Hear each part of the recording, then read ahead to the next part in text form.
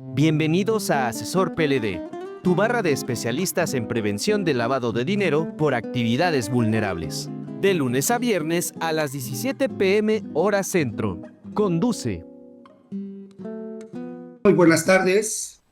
Bienvenidos a una transmisión más de Asesor PLD, en donde con la participación de distintos especialistas, todos los días de lunes a viernes estaremos con ustedes para brindarles nuestras experiencias, nuestro conocimiento acerca de los distintos tópicos que refieren la ley antilavado, la prevención del lavado de dinero. En ese sentido, me presento con ustedes, soy Raúl Díaz, ¿sí? Y agradezco la invitación de Javier Martínez para estar con ustedes. Desde luego agradezco a cada uno de los que hasta hoy están conectados en esta transmisión su participación. Vamos a comenzar en este sentido con el tema que pues me gusta porque tiene que ver con los riesgos en préstamos a empresas relacionadas. Recuerden que esta participación mía y desde luego la de los otros especialistas no es una exposición académica, es más bien una charla con ustedes en donde les brindamos, reitero, las experiencias que hemos tenido a lo largo de tantos años de experiencia. En mi caso particular, fui administrador central de asuntos jurídicos de actividades vulnerables y ahí es donde comencé a, ahora sí que a conocer de lo que es la prevención del lavado de dinero.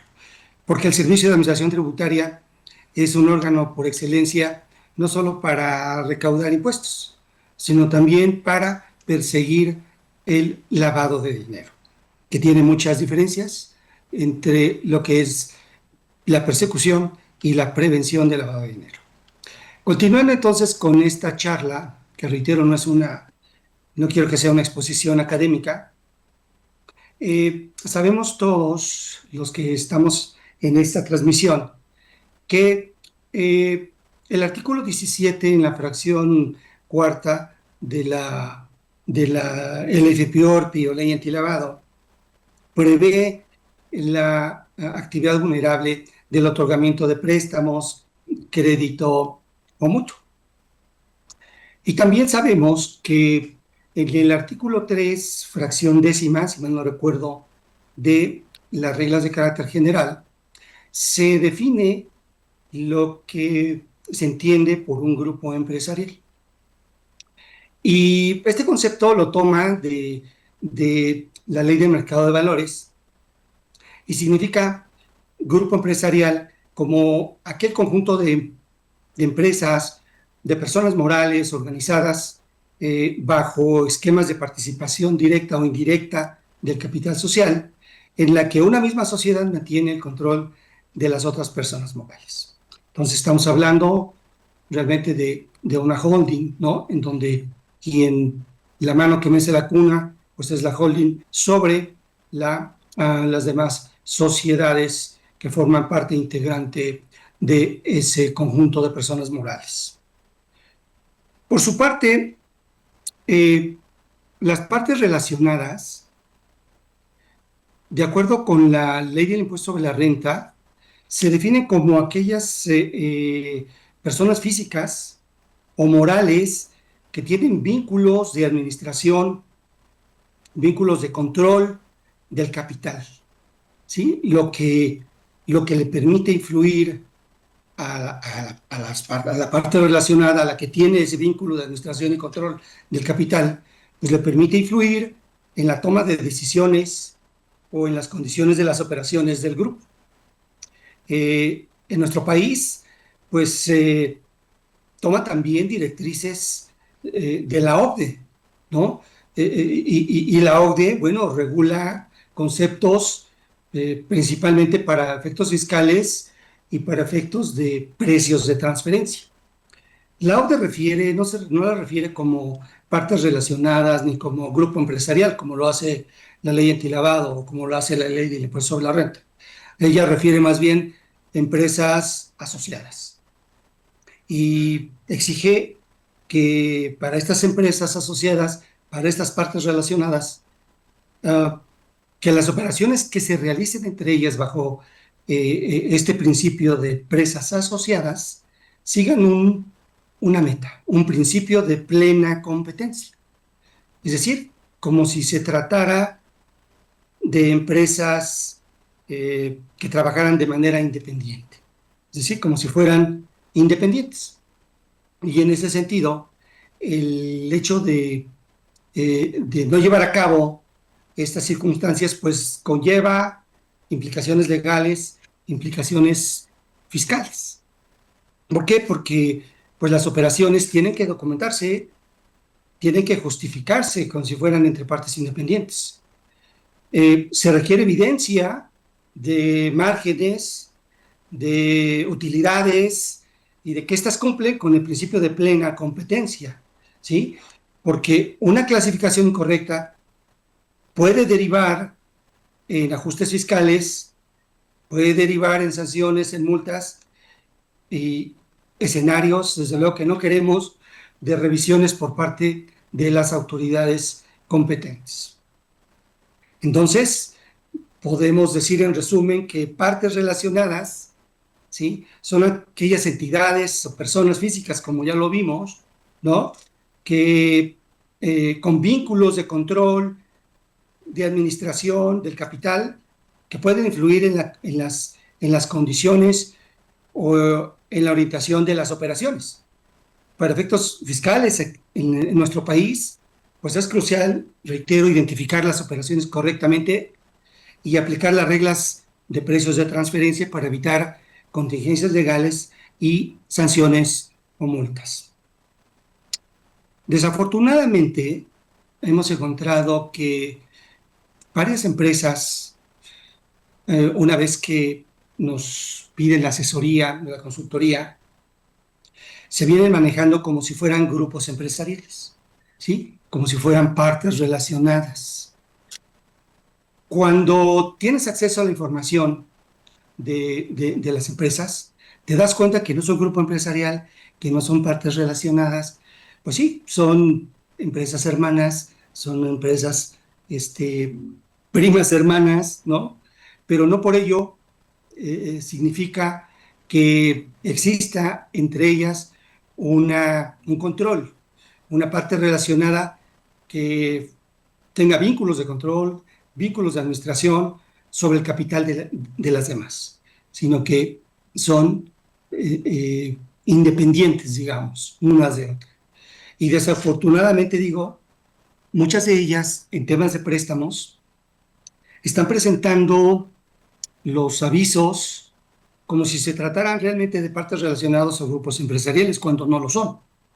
Entonces, cuando te das cuenta, ya sea en la auditoría o a través de la documentación que revisas, cuando les haces un requerimiento para regularizar sus actividades en materia de préstamos, te percatas de que no reúnen ese requisito. Entonces ya tienen un problema, ¿sí?, porque pues hay que regularizar por lo menos 5 años anteriores a la fecha en que te están pidiendo que regularices su situación. Y les cuesta mucho trabajo entender por qué no son grupo empresarial, por qué no son partes relacionadas. Entonces sí es una gran tarea que tienen ustedes, si son asesores, si son consultores, hacerlos entender, sobre todo a la alta gerencia, digamos ya a los dueños de las empresas que tienen ese problema, ¿no? Recordemos que en 2021 salió una reforma, una propuesta, una recomendación, ¿no?, por parte de la Unidad de Inteligencia Financiera en el portal, en donde pues se le ha dado por legislar a la autoridad, ¿no? Y ahí nos dijo que, ok, los grupos empresariales, los que sí son grupos empresariales, los que reúnen las características que ya comenté, ¿sí?, en donde hay una mano que mece la cuna, pues esas empresas, esos grupos, pues tienen una facilidad administrativa, por llamarlo así. ¿Cuál? De que si bien tienen que cumplir con las obligaciones que refiere el artículo 18 y todas aquellas que se han sumado a raíz de las diferentes reformas a la ley, al artículo 18, porque recordarán que antes de julio de 2017 había, por lo menos contempladas en el artículo 18 de la ley, 6 obligaciones determinantes, específicas. Había otras repartidas o reguladas en el reglamento o en las reglas de carácter general, la mayoría de ellas, que ahora a raíz de la reforma de julio pasado, del año pasado, quiero decir, pues se integran muchas de esas reformas, muchas de esas reglas o de esa reglamentación a la ley.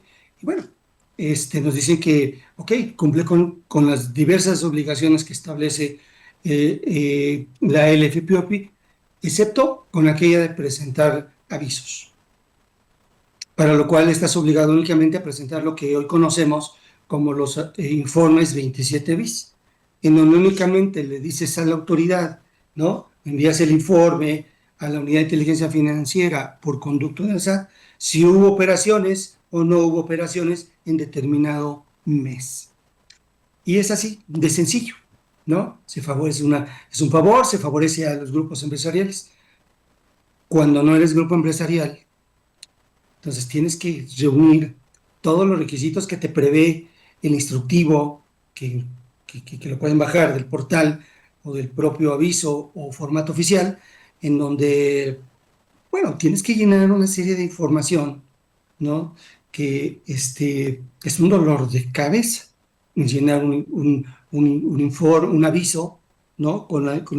Toda la información que te requiere el propio aviso vía instructivo. Entonces veamos cómo, pues sí, los que son partes relacionadas, los que son grupos empresariales, pues les hicieron un gran favor.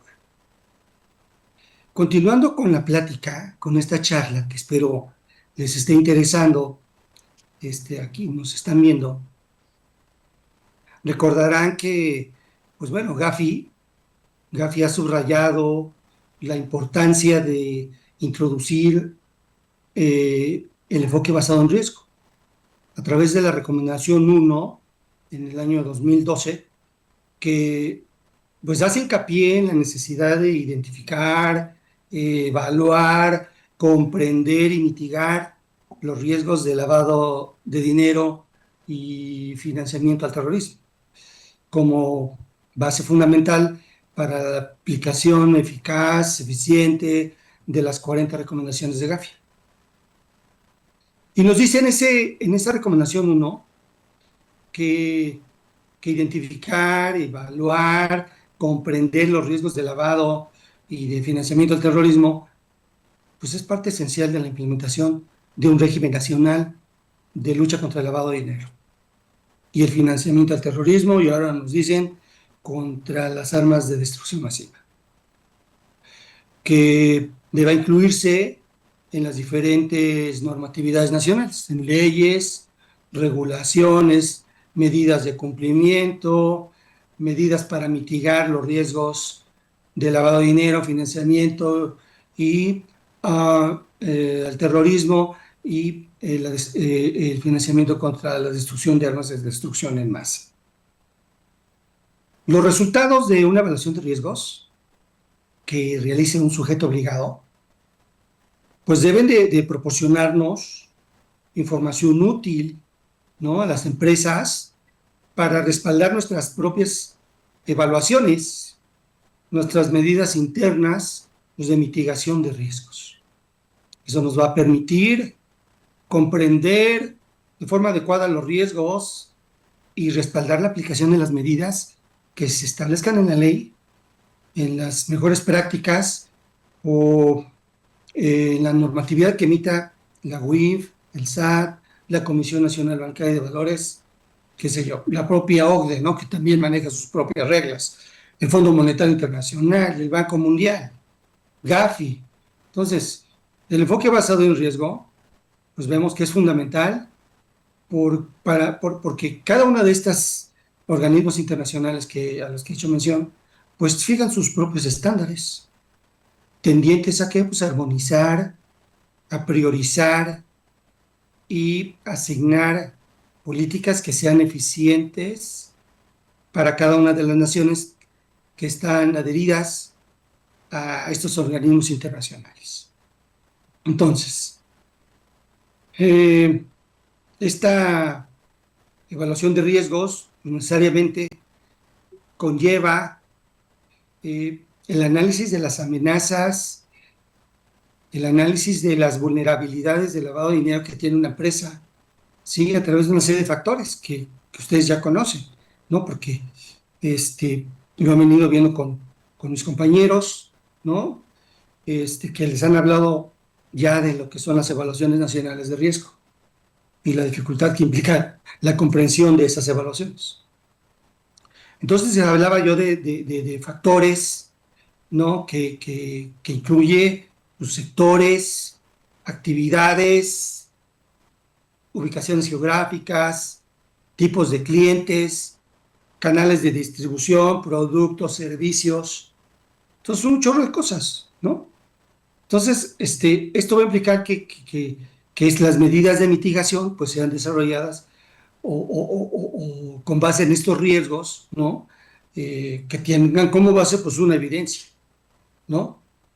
Y fortalecer con ello, pues no solamente que sea yo utilizado como un medio para lavar dinero o financiar terrorismo, ¿no?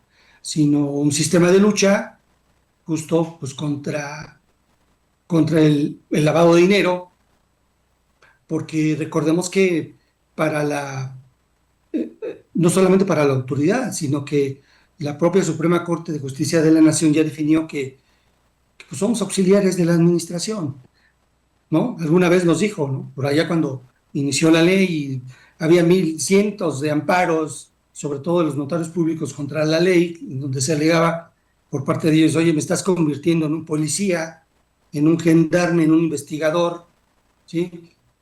Para darte elementos útiles que sirvan para la persecución del lavado. Esa no es mi tarea, ¿no? Esa es la tarea de la autoridad. Bueno, la Corte decidió de que, pues sí, efectivamente no tienes ese papel de policía, pero sí eres un auxiliar de la autoridad en la persecución, en la investigación y en la prevención del lavado de dinero, junto con la autoridad. Y pues bueno, ahí quedó y así seguirá por el tiempo que sea necesario y hay algún otro criterio prudente o que contradiga esto que ya se dijo por ahí de 2012, 2013. Ahora, ¿qué es una amenaza? Es lo que ya hablé de que hay amenazas, que hay vulnerabilidades. Bueno, una amenaza puede ser una persona, un grupo o una actividad que tiene el potencial de causar un daño a las empresas, a los sujetos obligados. En este contexto, pues quiero decirles que se refiere a individuos, grupos o entidades delictivas y a sus facilitadores que buscan justo ocultar el origen ilícito de esos recursos, de esos fondos, pues mediante actividades pasadas, presentes o futuras, porque van a un pie adelante de nosotros, ¿no? En temas de lavado de dinero. Vamos a ir a un corte, pero no sin antes comentarles que la evaluación de una amenaza nos sirve como punto de partida, como punto de referencia esencial para desarrollar nuestra comprensión del riesgo, ¿sí? Y justo también para entender y comprender el entorno de los delitos previos, de los delitos subyacentes al lavado de dinero y de los ingresos que se generan por esos delitos, ¿sí? Tamaño y volumen. Entonces, pues vamos a un corte y enseguida regresamos. ¿Sabías que una multa por incumplimiento en PLD puede costarle miles o incluso millones de pesos a tu empresa? Y muchas veces todo comienza por algo tan simple como no estar actualizado. Si realizas actividades vulnerables, un pequeño error es un gran problema. Apóyate con la membresía Asesor PLD. Tu pase directo a contar siempre con información actualizada y ten acceso a la biblioteca especializada, cursos en vivo, asesoría en línea y bibliografía especializada, Contamos con 3 planes para que elijas la que más se adapta a tus necesidades. Elige cobertura por 3, 6 o 12 meses. No esperes a que una sanción te obligue a actuar. Fortalece hoy tus conocimientos y pide información hoy mismo al WhatsApp 55 73 42 88 15. Tax Day, tu asesor PLD de confianza. Estamos de regreso y nuevamente un saludo caluroso y con mucho afecto para quienes se tomaron estos minutos para estar conmigo en esta presentación, ¿sí? En esta participación, y espero que lo que les esté platicando pues les sea de utilidad. Entonces, un saludo, gracias Blanca Estela Castrejón por tu comentario. Jorge López, dame oportunidad de llevar al final de mi plática tu pregunta y le daremos respuesta. Seguramente con el transcurso de mi charla hallaremos la respuesta a tu pregunta, muy interesante, por cierto. Entonces estaba hablando del tema de las amenazas, ¿no? Que pueden ser individuos, grupos o entidades delictivas y a sus facilitadores. Esa es una amenaza, ¿sí? Hablé de vulnerabilidades también. Y justo esta vulnerabilidad de los sujetos obligados, ¿sí? De las personas que realizamos actividades vulnerables, o de los países, ¿por qué no? ¿Verdad? Incluirlos, pues puede ser explotada por la amenaza, o puede apoyar o facilitar sus actividades. Y es por eso que en el contexto de una evaluación de riesgos de PLD, pues considerar las vulnerabilidades como algo distinto de la amenaza significa poder centrarse, enfocarse, ¿sí? En las características inherentes de un sector en particular. Porque no es lo mismo el sector, los riesgos para este sector de préstamos entre centralizados, ¿no? Entre compañías, que los riesgos que puede tener quien comercializa vehículos, ¿no? Los servicios profesionales, el arrendamiento, es decir, cualquier actividad vulnerable que ustedes tengan a bien considerar. O sea, son sectores particulares, ¿sí? Y todos implican los diferentes tipos de servicio, que pueden ser atractivos o no, ¿no? Para el crimen organizado y por ello, pues, factibles de que nos utilicen para fines de lavado de dinero, ¿no? Entonces, hay características inherentes a un país, ¿sí? Que pueden hacerlo vulnerable, ¿no? Países con alto índice de corrupción, díganme uno, países con normativa, pues, laxa, ¿no? Empresas que sobrefacturan, personas que son utilizadas por los lavadores, ¿sí? El pitufeo, ¿no? O sea, todos somos vulnerables, ¿no? Y a veces nos decía un maestro, ¿no? O sea, le entran a veces ¿cómo dicen? A bala, no, a plata o plomo. Entonces, lo haces porque lo haces, ¿no? Porque hay a veces situaciones que te van a obligar, ¿no? A realizar una actividad que no quieres hacer, pero que involucra a otros seres cercanos que pueden estar amenazados. Y por eso tú eres atractivo y factible para llevar a cabo una actividad ilícita con fines de lavado de dinero. Entonces, decía yo también, las características inherentes de un país, pues también cuentan, ¿no?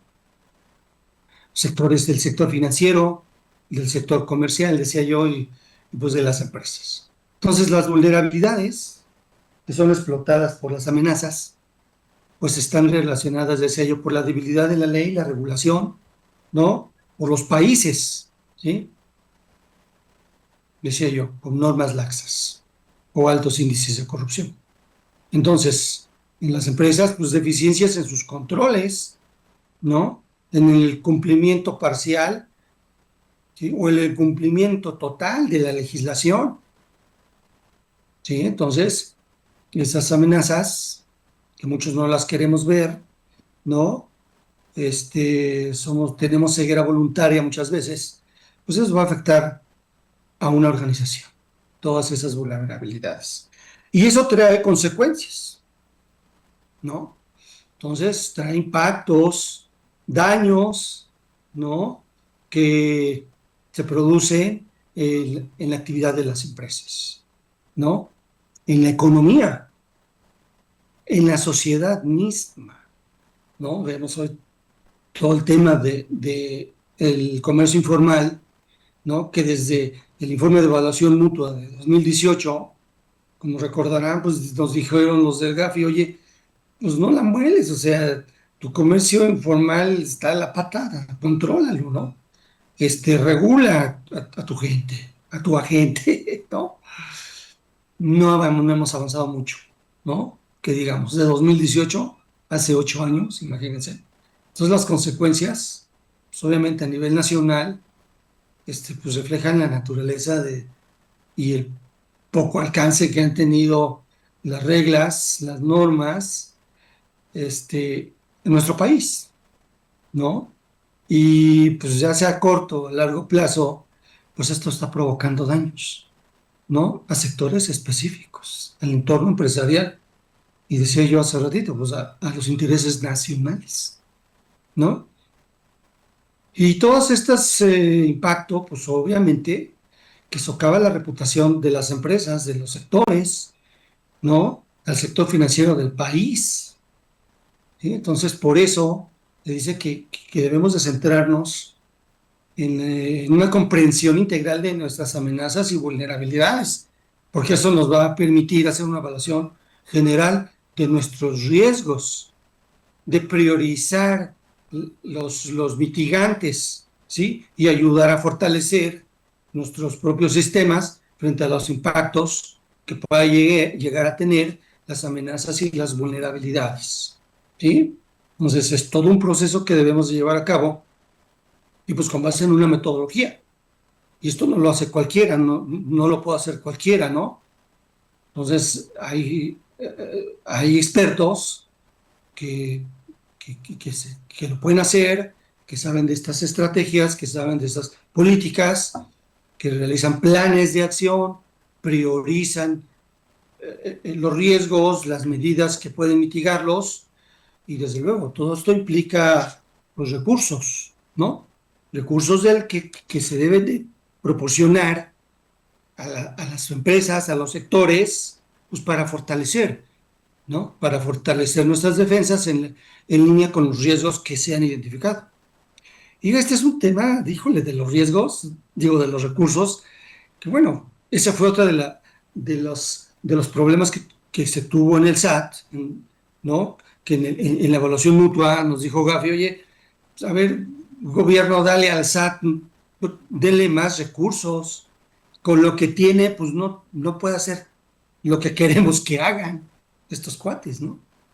Entonces, si recuerdan, decían, pues los pobres tienen 16 gentes, 16 personitas para auditar a 64,000 sujetos obligados que estaban registrados en esa época. Ahorita hay más del doble, ¿no? De ese número. Pero se necesita fortalecer también a las autoridades. Se necesita la asignación de recursos. Así como las empresas necesitan la asignación de recursos para fortalecer sus sistemas, ahora sí que antirriesgos, ¿no? Antimisiles. En la evaluación de 2003 que hizo WIF, por ahí a esta actividad de préstamos, lo ubicó por ahí en un riesgo medio, si mal no recuerdo, ¿sí? Y entonces, al mutuo préstamo y créditos los ubicó en un nivel medio.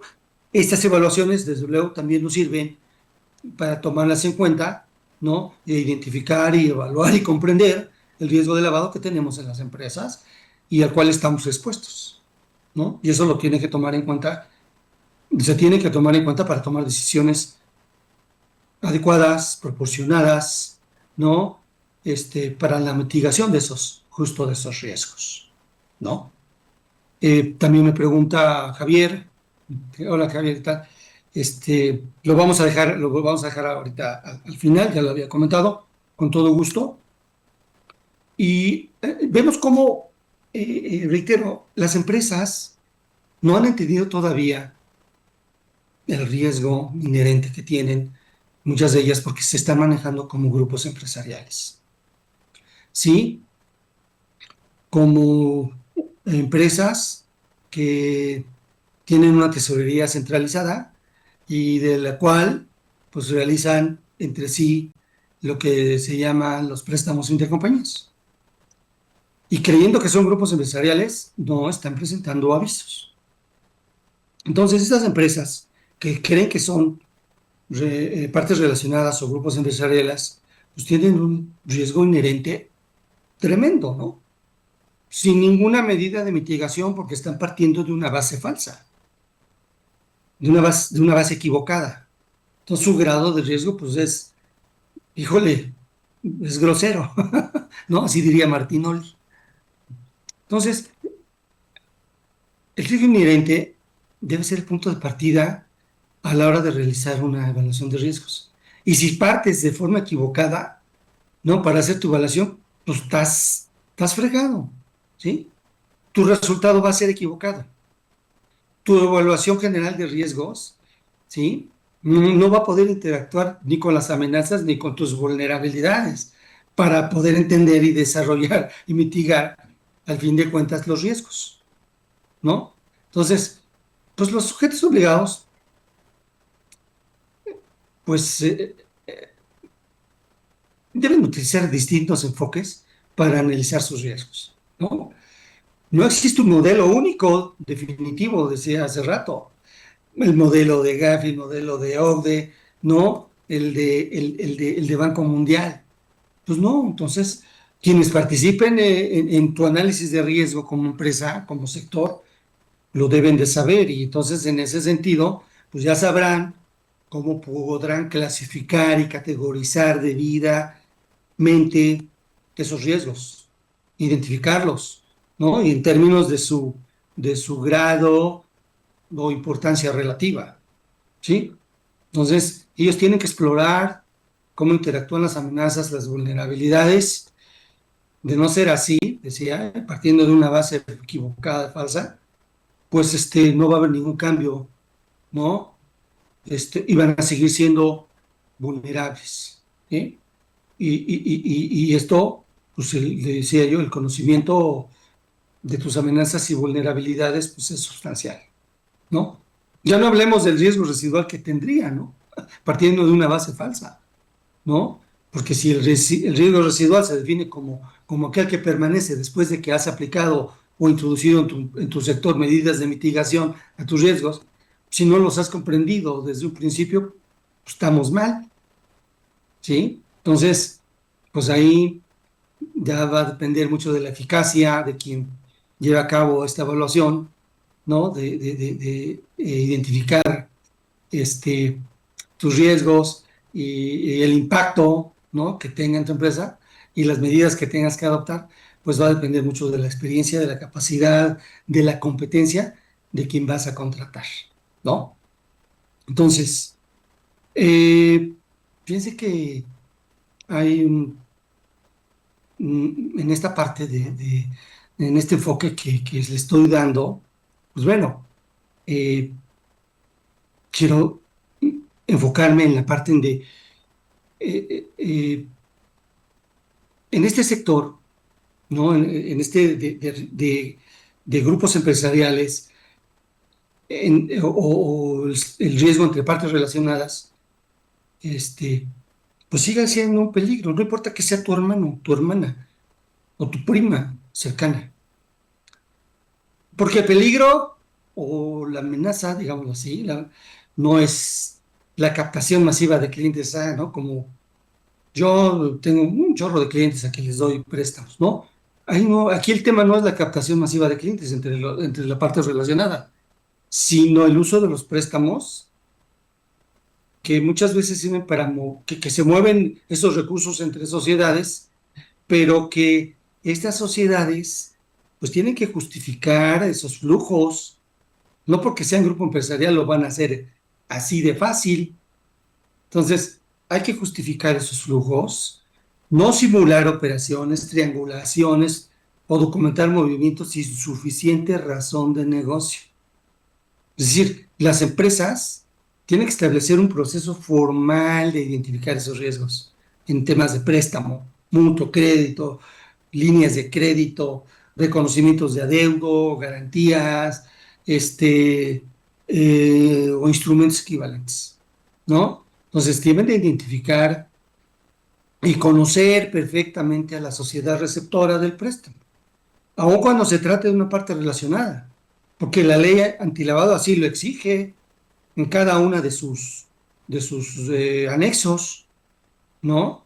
Exige a quienes realizan esta actividad conocer a su cliente. Cuando la fracción primera del artículo 18 dice identificar a tu cliente, quiere decir conocerlo, quiere decir integrar un expediente de ese cliente tuyo. Y vas a tener que verificar su identidad, ¿sí? Su am, constitución, su nacionalidad, ¿sí? Su representante legal, su RFC, su comprobante de domicilio, todo lo que ustedes ya saben que pide los anexos en cuanto a información y en cuanto a documentación, ¿sí? Como elementos indispensables para llevar a cabo una debida diligencia. Entonces, aún entre empresas relacionadas, decía yo, pues tenemos que armar un expediente corporativo, un expediente único de cliente, acta constitutiva, poderes, RFC, constancias de situación fiscal, identificación del representante legal, estructura accionaria, documentación que acredite esa relación entre empresas, ¿sí? Como partes relacionadas, como grupo empresarial. Y reitero, si no lo tienes, estás anulado, ¿sí? ¿Qué otra cosa nos exige el artículo 18? ¿Sí? Y a lo mejor por aquí viene parte de la respuesta perdón, de la respuesta a la pregunta que nos hizo Jorge López. Pues tienes que identificar al beneficiario controlador y debemos solicitar información, pues, sobre la existencia de esa persona física beneficiaria controladora, ¿sí? Y debemos de encontrar la manera de la documentación que nos proporcione o de la que le vayamos a requerir la documentación que permita identificarla sin lugar a duda, conforme a las obligaciones previstas en el artículo 18, para el tema del beneficiario controlador, ¿sí? Validar esa relación corporativa, ¿sí? Acreditar que sí existe la participación de ese beneficiario controlador, pues decía yo, en el control accionario, ¿no? En la administración común, en la decisión, en la toma de decisiones, en el control común, ¿no? Entonces, esos vínculos de dependencia operativa que, pues, decía yo, me gusta mucho el ejemplo, ¿no? ¿Quién es la mano que mece la cuna? Y nos cuesta mucho trabajo identificarlo porque, pues, las empresas, los grupos empresariales, no te quieren decir así ay, sí es fulano de tal. Claro que no. Entonces, a veces, en decisión de consejo, pues deciden que el beneficiario controlador de su grupo, pues es el representante legal, el administrador único, ¿no? El director general, ¿sí? Entonces, pues, y los entiendo perfectamente, ¿no? De porque pues hay muchos recursos, probablemente la necesidad operativa sí se los requiera, los proyectos que financian muchas veces, ¿no? Eh, entonces, sí, todo esto tiene un propósito, ¿no?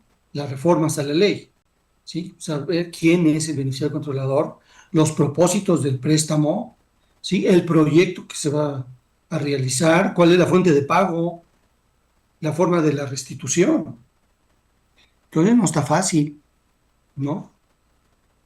Entonces, esta evaluación de riesgos, ¿sí? Aunque los préstamos se realicen de empresas relacionadas, decía yo, pues nos va a demostrar que sí existen riesgos relevantes que deben medirse, ¿sí? Entonces, ya, digo, ustedes entienden qué es la relación de negocio, ¿sí? Si no hay relación de negocio, pues la autoridad pues, se los va a observar, ¿sí? Para pretender aplicar indebidamente criterios de operación interna, ¿no? Criterios internos, sin acreditar la estrategia comercial, ¿no? Común y la necesidad operativa legítima de esa empresa, ¿sí? Entonces, decía yo, los contratos de préstamo, pues deben tener una fecha cierta, una razón de negocio, un flujo bancario comprobable, ¿no? Condiciones de mercado, decíamos hace rato, a lo mejor precios de transferencia, qué sé yo, y eso, pues los contadores lo saben mejor que yo, ¿no? Entonces la justificación económica real debe de haber, ¿sí? Entonces, decía yo, eh, si no lo hacemos, no, hombre, pues se va a afilar los dientes el SAT, ¿no? Puede reclasificar tu operación, puede reclasificar, si no identificas a tu beneficiario controlador, pues pues bye, ¿no? Si careces de razón de negocio, pues bye también. ¿Qué va, qué va a traer, ¿no? ¿Qué va a acarrear eso? Pues créditos fiscales, multas, recargos, juicios, ¿no? Se los puedo llevar yo si quieren, ¿eh? Los juicios también. Entonces, ¿cuál es la naturaleza jurídica que quiero que comprenda? Pues, hay que aplicar en los grupos empresariales, en las partes relacionadas, medidas administrativas preventivas. No lleguemos a las sanciones, ¿sí? Evitar simulaciones, evitar estructuras complejas o artificiales. Eso le digo, va a llevar a que, pues a que la autoridad recaracterice nuestra operación y en ese sentido, pues efectivamente estaremos expuestos a muchas sanciones y desde luego, y sobre todo, pérdida de confianza en los sectores, ¿no? Pérdida de confianza institucional, quiero decir. Entonces, el beneficiario controlador, reitero, híjole, pues, ¿cuál es ese riesgo? Ese riesgo del beneficiario controlador, pues derivaría de estructuras accionarias opacas, empresas relacionadas con accionistas comunes no documentados. Resulta que es frecuente el cambio de accionistas, ¿no? Muy frecuentes, de representantes legales de administradores. Entonces, evidentemente, pues hay riesgos identificados, información incompleta, estructuras opacas, y quien haya realizado auditorías, pues se da cuenta perfectamente de lo que está pasando. Entonces, eh,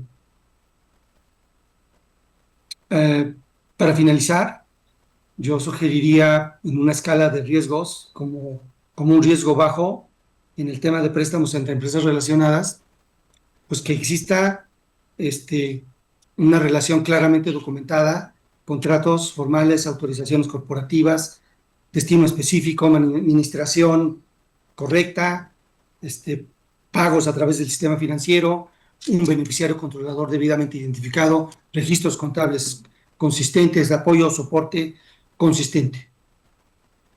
He visto por ahí también como una escala sugerida, como riesgo medio, en los temas de préstamos, pues igual una relación acreditada, ¿verdad?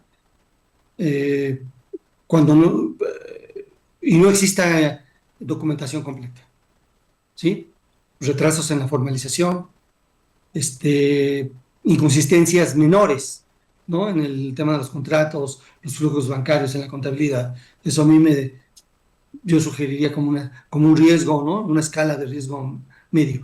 Y ya un riesgo alto y peligroso, pues préstamos sin razón de negocios, clara, determinante, montos inusuales, falta de contratos, no los hay, ¿eh? No los tienen, este, uso de terceros, pagos no trazables, operaciones que no son trazables, beneficiarios controladores no identificados, híjole, las condonaciones recurrentes, ¿no? También, o capitalizaciones no justificadas. Y sobre todo, triangulación de recursos. Entonces, tengamos mucho cuidado. Se secó ya casi la hora de mi participación. Qué bueno que me dieron la oportunidad de estar con ustedes. Espero que haya sido ilustrativa esta plática. Sí, y más que eso, que les haya interesado y que su servidor haya sido claro en mi exposición, ¿sí? Espero, eh, Jorge, haber dado de alguna manera respuesta a tu pregunta de cómo influye el beneficiario controlador en el análisis de riesgos. Creo que me acerqué un poco a la respuesta que esperabas, ¿sí? Si no, bueno, pregúntenos, ah, cuente con nosotros en el canal de YouTube, hagan preguntas en nuestras redes, de Asesor PLD, y estaremos ahí con, con todo el interés y de estarlos apoyando, de tratar de darles una solución real, concreta, determinante, ¿no? Javier, pues bueno, cuando un grupo de empresas tiene una tesorería centralizada, se tiene la actividad vulnerable, claro, claro que sí, justo de eso se trata, los préstamos intercompañías. Y si mal no recuerdo, por ahí exploren el portal de PLD de la UIF, hay una respuesta a una pregunta frecuente, váyanse directamente al artículo 17, fracción cuarta, y van a encontrar una respuesta que, si la mía no les sirve, la de la UIF, que es la única autoridad que está facultada para interpretar la ley, les va a ayudar mucho mejor. ¿Sí? Eh, sí, dice también Alex Martínez, si en un grupo empresarial, según lo que establece la ley, varias subsidiarias enlaces de préstamos al holding, cada una de ellas estaría a darse de alta por los préstamos. Pues, naturalmente le hace préstamos a sus subsidiarias o solo la holding sería obligada. Bueno, Javier, eh, creo que eh, la ley es determinante. Digo, valdría la pena analizar muy bien la pregunta, pero creo que ya me está correteando aquí el tiempo. La ley lo que prevé en la fracción cuarta, efectivamente, es el ofrecimiento habitual o profesional de operaciones de mutuo crédito, préstamo, otorgamiento de préstamos.